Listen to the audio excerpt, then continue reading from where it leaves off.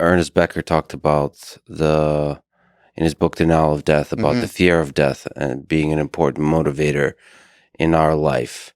As William James said, death is the worm at the core of the human condition. Is it possible that this kind of search for meaning is coupled or can be seen from the perspective of trying to escape the reality, the thought of one's own mortality? Yeah, Becker and the terror management theory that have come out of it. There's been some good work around sort of providing empirical support for that claim. Some of the work not so good. So which aspects do you find convincing? Can you steelman that case, and then can you argue against it? So what aspects I find convincing is that human finitude, being finite, being inherently limited, is very problematic for us. Given the extensive use of the word problematic, I like that you use that word to describe one's own mortality as problematic. Because people sort of on Twitter use the word problematic when they disagree with somebody. But this, to me, seems to be the ultimate problematic aspect of the human condition, is that we die and it ends. I think I'm not disagreeing with you, but I'm trying to get you to consider that your mortality is not an event in the future. It's a state you're in right now. That's what I'm trying to shift. So your mortality is just we talk about something that causes mortality fatal. Yes. But what we actually mean is it's full of fate. And I don't mean in the sense of things are pre-written. What I mean is the sense of the universe doesn't care about your personal narrative. You can just have met the person that is going to be the love of your life. It's the culmination of your whole project for happiness. And you step into the street and a truck hits you and you die.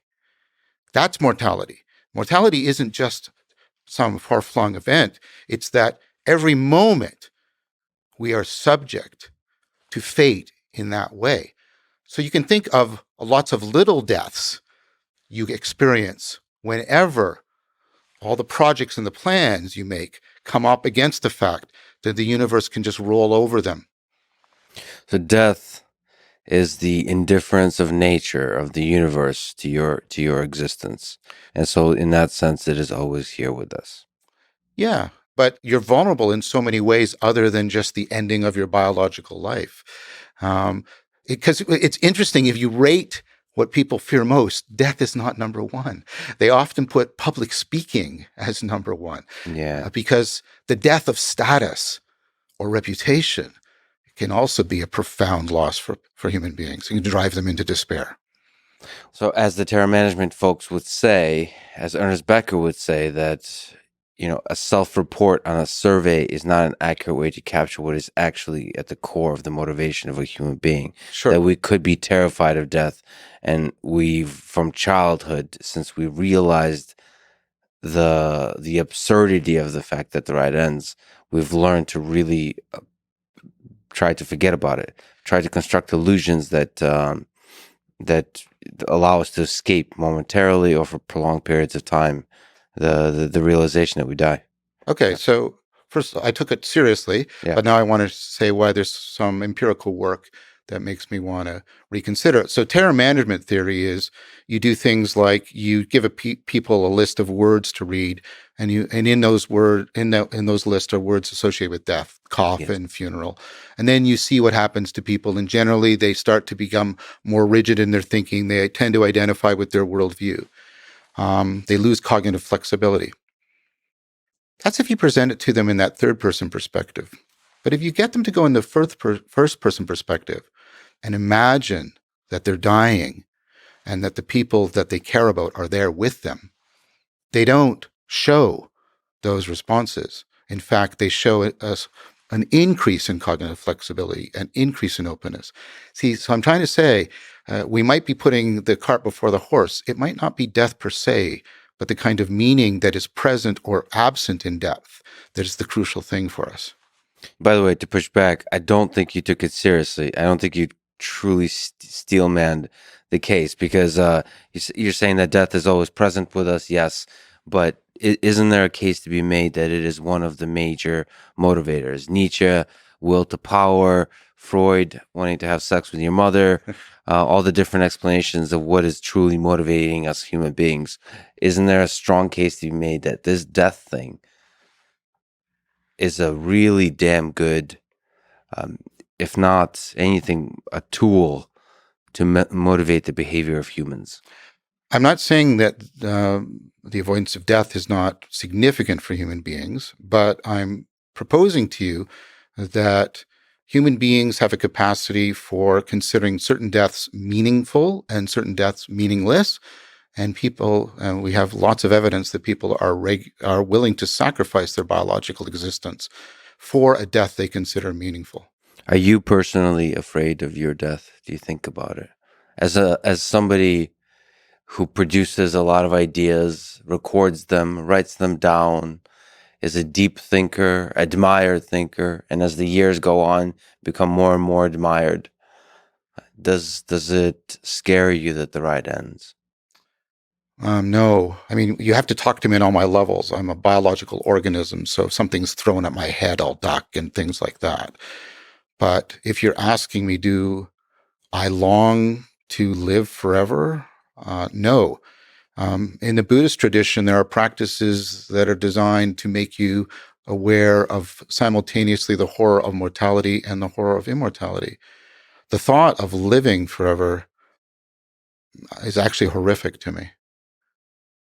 Are those the only two options? You can, like, when you're sitting with a loved one or watching a movie you just really love or a book you really love, you don't want it to end. You don't necessarily always flip it to the other aspect, the complete opposite of the thought experiment. What happens if the book lasts forever?